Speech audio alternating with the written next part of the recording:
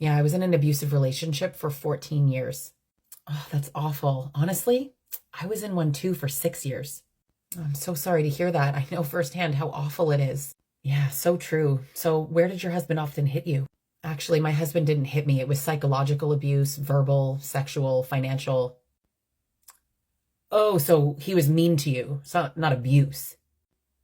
No, it was abuse. Yeah, like abuse, but I mean like physical abuse, real abuse. Well, I mean, a lot of studies show actually that psychological and emotional abuse are worse than physical abuse, but honestly, I don't like to compare. Well, no offense, but yeah, you wouldn't want to compare because I definitely had it worse. You think you had it worse than I did? Yeah, I had broken bones. I have a question. How do we determine the winner of this? What do you mean the winner? This weird little trauma competition. Do you win because you got hit? Ever heard of CPTSD?